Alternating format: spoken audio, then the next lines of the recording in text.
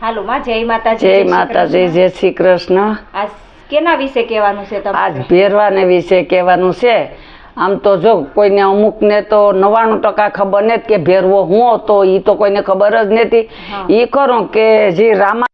બાધેશ ને ઓલું લે એમ મારી નાખે, ઈ ખબર છે બધીને, પણ ઈ શા માટે છે ને ઈ બધી ઈ ખબર નથી. ઈ ક્યાંથી ભેરવાનો ક્યાં જન્મ થયો ને કોણ હતો ને ઈ કોઈ ન્યાય અટાણે ખબર, કઈ રીતના બહેનો ને ઈ એટલેથી ભેરવાની હકીકત પેલાની જે હાસી હકીકત છે ને ભેરવો હું હતો ઈ વિશે બધી આખી વાર્તા કરવાની છે એમ. એને કે એક રાજસ્થાનમાં એક ગામ હતું, એનું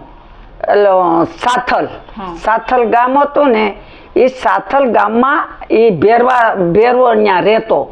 સાથલ ગામમાં હવે એ ત્યાં રહેતો ને તે એની એક પત્ની હતી, એને એક દીકરો હતો ને એક બેન હતી. એ 4 કુટુંબનો પરિવાર હતો, બીજું કોઈ નહોતું, એને 4 જ હતા. હવે એ ત્યાંથી પછી શું છું કે એનું નામ ભેરવો હતો. ભેરવો હતો તે આમ બિચારા ગરીબ માણસો હતા એવા એ ભેરવો ને, એ કોઈ પૈસાદાર કે એવા નતા, બહુ ગરીબ હતા. ને રાજસ્થાનમાં જમજોધપુર એક રાજા હતો. જમજોધપુરમાં ત્યાં એક રાજા હતો ને, એનું નામ જેસલ હતું. ત્યાં જેસલનો ભાઈ જે હતો ને એ નાગસિંહ હતો એનું નામ. એટલે ઈને નોખા થઈ ગયા. એ બે ભાઈઓ નોખા થઈ ગયા. એટલે હોળ ગામ રાજાએ પેલા જેસલવે દઈને એ નાગજીને નોખો કરી દીધો. એટલે એનું રાજ ન્યા ચલાવતો હતો. હવે એમ કરતા હતા, એમ કરતા આ જે ભેરવાની બેન હતી ને બહુ રૂપવન હતી, ઠીક. હવે એક દી એને મંડોર ગામ હે ને, મંડોર ગામ જવું હતું તે જતી હતી. ત્યાં રસ્તામાં જે આ નાનકસિંહ હતો, નાનકસિંહ એ હામો મેળ્યો એને, એનું લશ્કર આખું. ત્યાં એની નજર સીધી બાય સામે ગઈ. છોકરીનું નામ પૂનમ હતી, એનું નામ પૂનમ સામે જ ગઈ. તે જાણે પૂનમનો સન છે એવી રૂપાળી, પણ બહુ જ રૂપાળી. ઓહો, કે આ ગામડિયામાં આવા રૂપ છે એ કે બોલો કે રાજા કે આ ગામડિયામાં આવા રૂપ હે એ કે, પણ આના રૂપ તો જો હું જઈ ગયો એ કે. હવે ઓલા સૈનિકોને કે જાઓ તમે એનો તપાસ કરી લો, એ બાઈ જાય એ ક્યાંની છે, કેની દીકરી છે, કોણ છે, એનો પરિવાર, એ બધી જાણીને મને કહો એ કે. બોલાવને મોકલ્યાથી કહ્યું તો કે હું તો આ સાથલની દીકરી છે કે અમે સાથલ રહીએ છીએ કે, ને મારે મંડોર જવાનું છે એ કે, ને મારે એક ભાઈ છે, ભાઈનું નામ એ કે ભેરવ છે એ કે, બીજા અમારા મા કે બાપ કોઈ નથી કે, અમે 4 જ કુટુંબનો પરિવાર છે એ કે, એક મારી ભાભી છે, એક મારા ભાઈનો દીકરો છે. ઠીક. હવે એ બધી અહીંયા સરનામું ઓલાએ લઈ લીધું એનું રહેવાણાંકનું ને બધી. હવે એ તો ઓલી તો વહી ગઈ, આ તો મંડોર છોકરી તો, ને તરત અહીંયા સંદેશો મોકલ્યો ઓલાની અહીંયા ભેરવની ત્યાં કે તારી બેનને મેં આ જોઈ લીધી કે, એને જોઈ ને હું મોહિત થઈ ગયો એ કે, એટલે મારે એને અરે લગ્ન કરવા છે કે. તો હું કે છે કે મને સંદેશો બળતો સંદેશો પાછો મોકલાય છે એ કે, વિચારશે એ. હવે એ તો બોલું શું, હવે આને આવ્યો ને પણ આનો વિચાર નહીં કે હું ગરીબ માણા ને રાજમાં દઈને મારી દીકરી કે મારી બેન દુઃખી થઈ હોય તો મારે શું કરવું એ કે, મારું તો કઈ હાલે નહીં કે ત્યાં તો એ કે, એટલે મારો વિચાર નથી દેવાનો એ કે. શું તોય બેન આવે પછી બેનને પૂછું, બેન હું કેસ કે છે. ત્યાં બેન આવી કે બેન રાજમાંથી તારો સંદેશો આવ્યો હતો એ કે લગ્ન કરવાનો રાજાનો, તે તારે એમાં લગ્ન કરવા તું મંજૂર છે એમાં કે? ભાઈ મારા રૂપ એટલા છે ને, પણ એના હાટું મારા રૂપને મારા જ્યાં મારે લગ્ન કરવા એ ક્યાં કરવાના છે? આપણા સમાજમાં જ કરવાના છે. મારે બીજા કોઈના રજવાડા જોઈને મારે બીજા સમાજમાં લગ્ન ને જ કરવા એ કે. ને હું એક કે ખાનદાન માણાની દીકરી છે, મારા મા અત્યારે ભલે ગરીબ હતા પણ મને સંસ્કાર આપ્યા હતા મારા મા બાપે એ કે, એટલે મારે લગ્ન ત્યાં કરવા નથી. તું તારે કહી નહીં એને ના પાડી દે છે. હવે અહીંયા તો કઈ નાય પાડી નહીં કે હાય પાડી નહીં. ત્યાં થોડાક દિશા નહીં, ત્યાં પાછો એનો સંદેશ આવ્યો એ કે તે હા નાનો જવાબ કેમ ભેરવને કે આપ્યો નથી ઈ કે તો તું જવાબ નહીં આપ કે તું મારી હારે લગ્ન તારી બેનને નહીં પરણાય તો હું અપહરણ કરી લઈ કે પણ એના વિના હવે હું રહી શકું એમ નથી કે તારી બેન વિના કે અપહરણ કરીને પણ લઈ જાય કરવું કે હવે ઓલો તો બિસાડોક લેવાનો પછી વિચાર કર્યો કે જો નહીં પણ આવું તોય પણ આ મારી બેનને અપહરણ કરીને લઈ જાય હવે એનું મારે શું કરવું પછી અહીંયા પાછો સંદેશો મોકલ્યો એ કે મને થોડોક તમે સમય આપો એ કે એટલે મારે જે લેતી દેતી કરવાની લગ્ન વિવાહમાં બધી કરવાનું છે એ બધી હું તૈયારી કરી લઉં પછી તમને હું સંદેશો મોકલાવું એ કે નક્કી કરીને મોકલાવા એ કે એટલે મને થોડોક તમે સમય આપો કે હા વાંધો નહીં હવે એમ સમય આપ્યો આ તો બીજે દાડે ઉઠી ને વહેલોથી ભાગ્યો વિશ્વનાથ કાશી વિશ્વનાથ જવા તે અહીંયા કાશી પૂગી ગયો એ તો પૂગી ગયો ને તે એક સંત હોય એ સંતના પગમાં જઈને પડી ગયો ને મીંડો રોડવા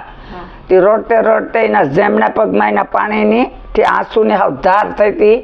સંતનો તો પગ ધોવાઈ ગયો તો એ સંતે કહ્યું કે ઓહો આજ તે મારા જમણો પગ એ કે તારા ખતખતતા આંસુડે મારા ધોયા એ કે તને હું દુઃખ છે મને કે એટલે તારા દુઃખને તો હું ભાંગીને ભૂકો કરી નાખું એ કે સંત કે મારે બીજું કોઈ દુઃખ નથી મારે એક બેન છે અને બેનનું વ્યવહારનું કે રાજા એટલે મારી બેનને એમાં જવું નથી લગ્ન કરવા નથી કે ને અમને મજબૂર કરે ને મને એમ કહ્યું કે જો તું લગ્ન નહીં કરી દે તો અમે અપહરણ તારી બેનને કરીને લઈ જાઉં ને મારી કોઈ તાકાત નથી ને અરે હું લડી પણ શકું કે યુદ્ધ પણ કરી શકું રાજાની અરે કે મારે કેમ કરવું હવે એમાં જ હું જાણું હોય કે તો હું તને કહું એમ કેરી કે તારે શ્રાવણ મહિનાની અમા આવે ને તે દી અમાને દી તું શમશાનમાં જઈ જે અડધી રહેતે કે શમશાનમાં જઈને હું તને આ જે મંત્ર આપો ને એ મંત્ર તું ત્યાં બેલજે કે ત્યાં સિદ્ધિ પ્રાપ્ત થાય કે એટલે તારે એ તને કહે શક્તિ કે તારે હું જોઈએ માગી કે તો તારે કેવી કે મારે સિદ્ધિ પ્રાપ્તિ કરવી કે ને શક્તિ આપો મને કે એટલું તારે બોલવાનું પણ બીતો નહીં તું એ કે જરાય ઓલો તો આવ્યો આવીને એની બેનને કે બેન હવે આપણે છે ને એ કે તે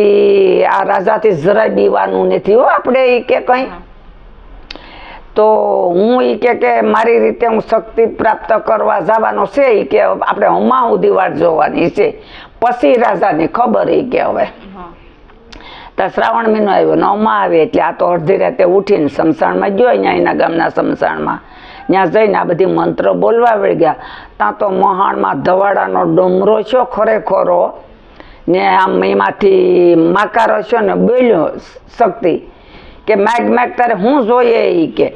તો કે મારે સિદ્ધિ પ્રાપ્ત કરવી ને શક્તિ જોઈએ છે કે મારે એ કે જા તો આજથી તને સિદ્ધિ પ્રાપ્ત થઈ ગઈ ને શક્તિ તારી સાથે જ છે એ કે હવે એ તો ત્યાંથી પછી પાછો હાલો ને ઘેર આવ્યો ઘેર આવીને એની બેનને કહ્યું કે આમ શું એ કે ને મને બધી સિદ્ધિ પ્રાપ્ત થઈ ગઈ કે ને હવે તો મારે કાલથી જ એની હારે યુદ્ધ કરવા જવાનું છે એ કે હવે એ તો ઉપડ્યો યુદ્ધ કરવા તે બાપા યુદ્ધ કર્યો તેને કોઈ કેટલાયને મારી નાખ્યા રાજાને મારી નાખ્યો ને બધીને હરાવી ને પોતે પાછો આવ્યો ઘેર એ કે એને તમે હરાવી નાખ્યો એ મરી પડ્યો એ તો એને તો મારી જ નાખ્યો એ કે ને હું તો વયો આવ્યો એ કે શું ભાઈ કે હવે તો ઈ ઝંઝટ તો આપણે ગઈ ને એ કે હવે મારે છે ને તે હવે ભણવા જવું છે કે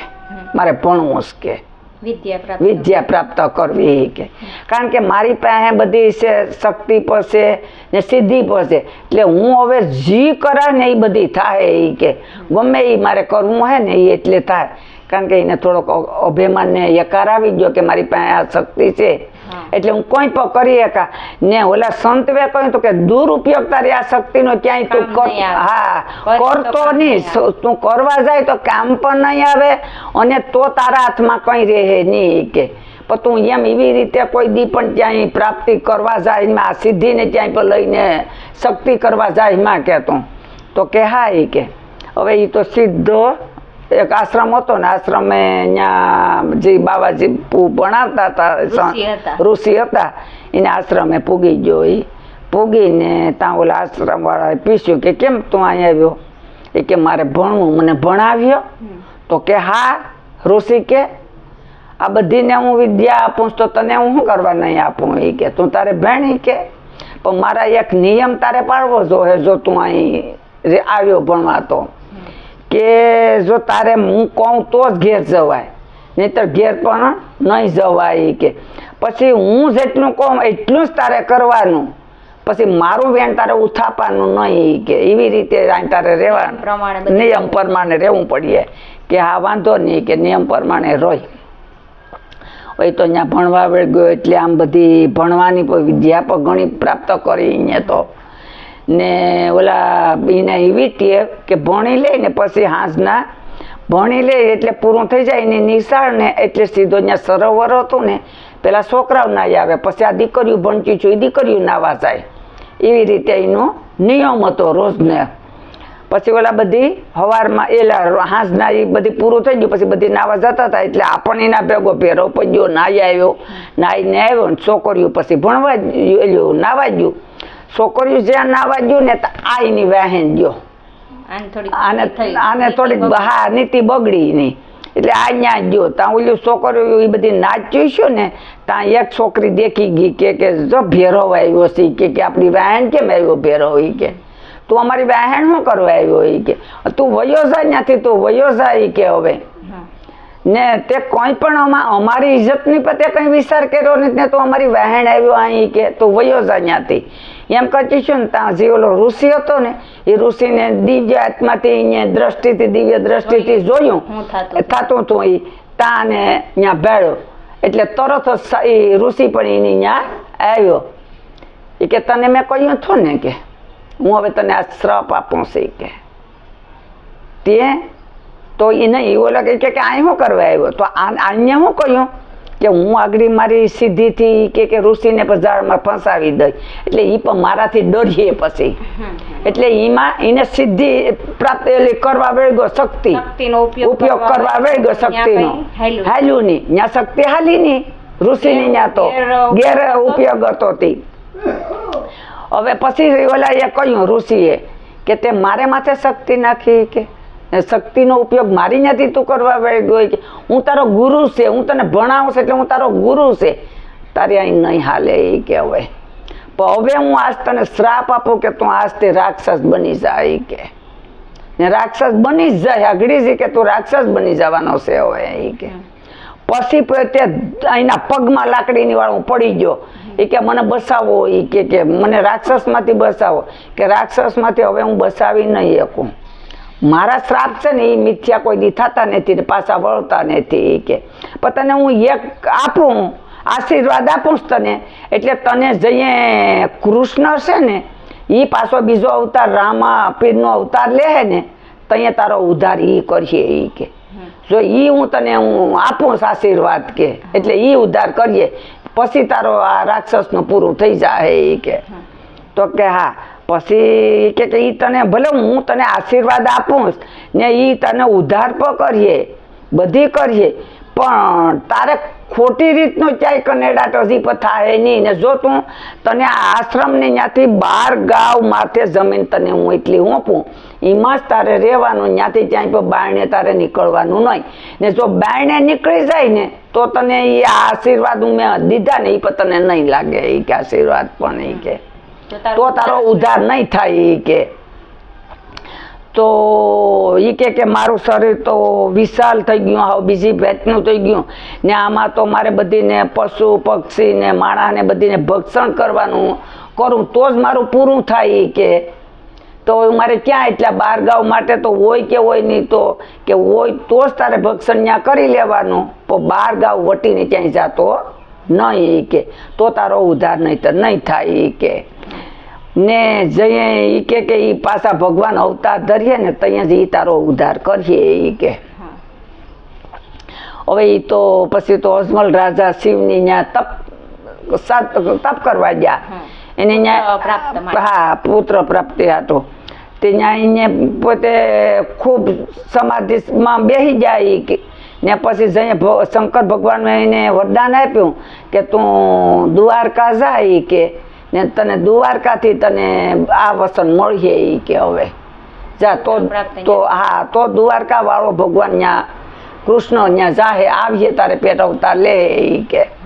હવે એ તો અહીંયા જા દ્વારકા જા દ્વારકાથી પછી 2 ફૂલ દીધા એને 2 ફૂલ દીધા તે ફૂલ લઈને એ આવ્યા તે એક ઘોડિયામાં ફૂલ પધરાવ્યું ને એક ફૂલ ત્યાં બારું મૂક્યું અહીંયા તે એમાંથી રામાપીર પ્રગટ થયા બારું હતું એમાંથી કુમકુમ પગલી પાડવા વળી ગયા ને જે આ વિરમદેવ હતા એ ઘોડિયામાં પ્રગટ થયા એટલે હવે એ તો બે એમ થાતે થાતે તો બે મોટા થવા વળી ગયા બે એટલે રમવા વળી ગયા ગેડી દડે બેવડા થઈ ગયા બે ભાઈઓ હવે એ એક દી છે ને એ ગેડી દડો રમતા હતા બધા છોકરાઓને ગેડી દડો જો એ ભેરવો હતો ને એ ભેરવાની માલિકીમાં ત્યાં જો પછી ઓલા કે એક કે હું જાઉં ને એક કે હું જાઉં ને કે ત્યાં તો એ ભેરવો રેસથી ખાઈ જાય આપણે એ કે એટલે પછી રામાપીર જ ગયા રામાપીર ગયા ને બે બાંધવા વેળ ગયા રામાપીર કે જો આને હું મારી નાખા ને તો એને લાકડા ઘણા જોહે બાળવામાં એટલે એટલા લાકડા ક્યાંથી હું લાવું ત્યાં તો રણ જ છે રણમાં તો ક્યાંય લાકડું ને તેને લાવીને બાળે પણ આને તો ભોમાં જ ભંડારી દઉં એ કે પછી અહીંયા ત્યાંથી બાંધીને એને ભોમાં ભંડારી દીધો રામાપીર ભોમાં ભંડારી દીધો ને એ આશ્રમ હતો ને એ કીનો હતો અહીંયા આશ્રમ હતો એ બાલદાનો હતો બાળકદા હતા ને બાપુ એની જ આનો ગુરુ પણ હતો ને એને જ આને હટાડ્યો હતો ને જે આપણે આ જે રમવાનું કેસ એટલે રમે આખ્યાન રમે એમાં એ આવે પણ આ ભેરવાની હકીકત જ્યાંથી જન્મ એનો છે ત્યાંથી કોઈને ખબર નથી કે એ ક્યાંનો ભેરવો છે ને શું છે આ તો આપણે એમ જ હતું કે પહેલેથી જ ભેરવો રાક્ષસ જ છે એ માણા પણ એને આ ઋષિએ શ્રાપ દીધો હતો ને એટલે શ્રાપથી એને એટલી સિદ્ધિ પ્રાપ્ત થઈ હા એને થોડોક અહંગ આવી ગયો તો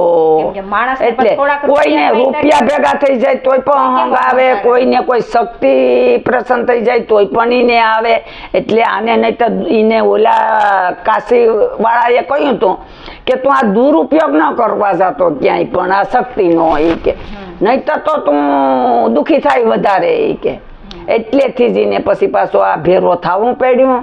ને ભેરવાનું ઈ છે કોઈને હકીકત નહોતી આપણે તો અજમલ રાજાનો રામાપીરનો ને એ બધી ખબર હતી આપણે રામા મંડળ જોતા ઈ બધી ખબર હતી પણ આ 99% કોઈને ભેરવાની ક્યાંથી જન્મશો ને ક્યાં હું છું એ ખબર નથી એટલે આ એટલું સાંભળાયું